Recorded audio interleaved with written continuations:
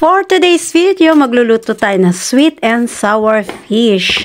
Pero, iba ang gagamitin kong pang sauce natin dyan. So, hello! It's me, Vikay. Welcome to my channel and welcome back sa ating mga kaibigan. Yung mga hindi pa nakakapag-subscribe dyan, man.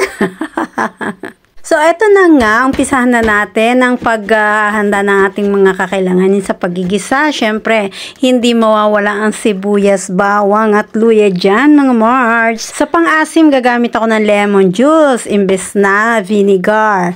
Tapos, yung pangtamis niya is yung sweet and chili sauce. Yun, yung pang-sawsawan ng lumpia, diba? Ang isda naman na nabili ko is kabeljao, so white meat siya. Tinimplahan ko muna ng salt and pepper at lemon juice ang isda bago ko siya iprito. Alam mo yun, para may lasa na siya pagka prito, diba? So, habang nakababad yan, gagawa naman tayo ng pang-coat niya. Isang tasa magmix tayong harina, cornstarch, baking powder, salt and pepper. Tapos, lagyan natin siya ng tubig, pero hindi malapot yung ating parang tempura style. Medyo malabnaw to ha.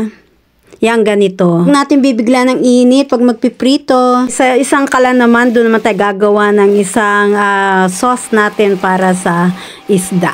Talaga, pakagisa natin ang sibuyas, bawang at luya, mga dear. So, ayan, binuhos ko na yung sweet and chili sauce at saka yung lemon juice natin. Yan na yung magtansya ng lasa dahil hindi naman tayo pare-pareho ng pagkatitimpla, diba? So, ready na nga yung sauce, kaya binuhos ko na rin yung naprito nating isda. Ganun lang kadali, diba? Sali na natin. Ready na sa pananghalian. So, yan lang guys. Thanks for watching. Hanggang sa susunod pong muli. Ingat kayong lahat dyan. Bye-bye!